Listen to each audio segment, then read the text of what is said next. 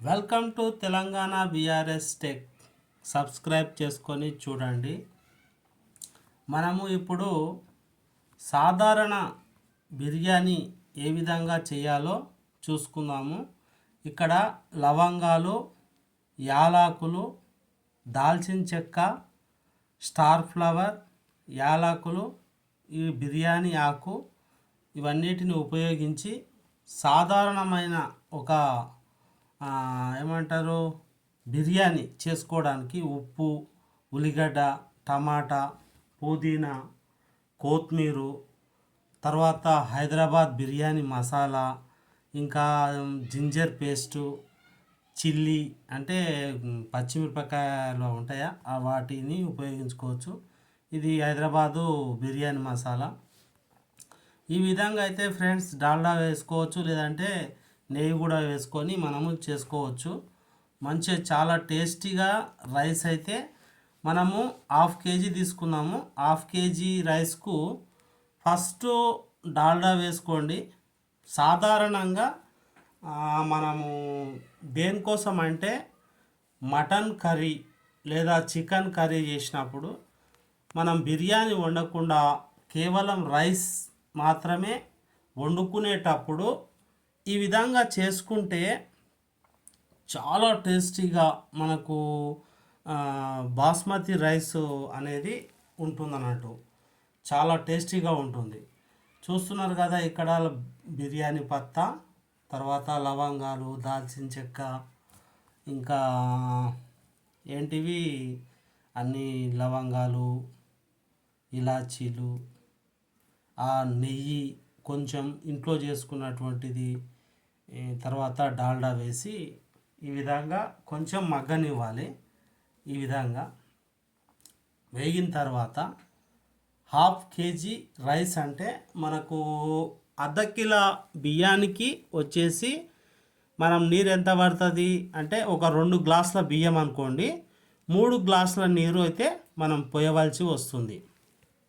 Star flower కూడా మనం వేసాం. తర్వాత ఉల్లిగడ్డ బాగా 1/2 కేజీ బియ్యానికి 1/4 కేజీ ఉల్లిగడ్డ బాగా వేసేయాలి. అట్లా వేస్తేనే మనకు పచ్చిమిర్చి కూడా వేయాలి. బిర్యానీ టేస్టీగా, బిర్యానీ కాకపోయినా బాస్మతి రైస్ మనకు టేస్ట్ ధనం అనేది వస్తుంది. దేనికి అన్నము అంటే మనము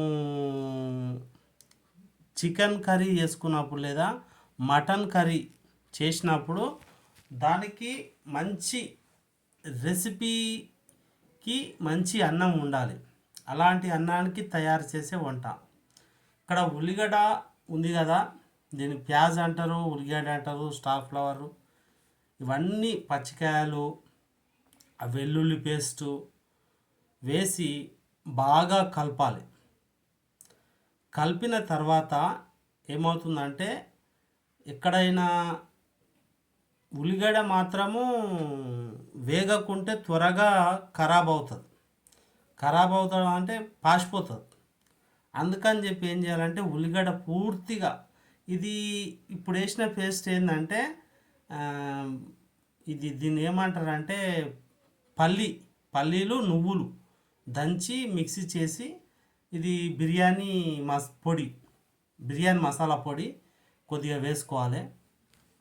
ఈ బిర్యానీ మసాలా పొడి వేసిన తర్వాత ఇట్లే మగ్గనివ్వాలి. బాగా కొద్దిసేపు స్టీమ్ కింద గరం బాగా చేసుకోవాలి. కావాల్సినంత ఉప్పు టేస్ట్కు తగ్గట్టు మన ఇష్టమున్నంత వేసుకోండి. ఇది ఎక్కడ చేసుకోవాలంటే మంచి ఎక్కడన్నా టూర్ ప్లానింగ్ పోయినప్పుడు లేదా మంచి అకేషన్ ఉన్నప్పుడు కాకుండా ఓన్లీ మన ఫ్యామిలీ పరంగా మనం ఉన్నప్పుడు చేసుకుంటే బాగుంటుంది. ఇది మన ఫ్యామిలీ వరకు అట్లా అన్నట్టు మాడిపోనియొద్దు. కింద చూస్తున్నారు ఎప్పుడు గట్టిగా కొత్తిమీర, కలేమాకు, అలాగే మంచిగా కలుపుతూ ఉండాలి. లేకుంటే అడుగు పట్టేస్తుంది. కింద స్టీము తగిన స్థాయిలో ఉంచాలి.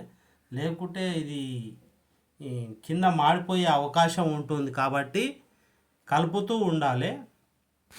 కలిపిన తర్వాత బాగా ఈ ఉల్లిగడ్డ ఉంది కదా, ఈ వెల్లుల్లి ఉల్లిగడ్డని అంటారు తెలంగాణలో, వేరే తాన ఆనియన్ అంటారు హైదరాబాద్లో, రకరకాల పేరుతో పిలుస్తారు. టమాటా కూడా వేసుకోవాలి. మనము ఒక పావు కేజీ, హాఫ్ కేజీ బియ్యానికి పావు కేజీ టమాటా. ఈ రైస్ ఎట్లుంటుందంటే మనము గ్రేవీ చాలా బాగుంటుంది. రైస్ టేస్ట్ వచ్చేసి చాలా బాగుంటుంది. బాస్మతి బియ్యము మూడు అర్ధ కిలో బియ్యం అంటే 2 గ్లాసులు అవుతుంది. 2 గ్లాసుల బియ్యానికి బాగా కడిగిన తర్వాత నీరు పోసేసి 3 గ్లాసుల నీరు వేయాలి.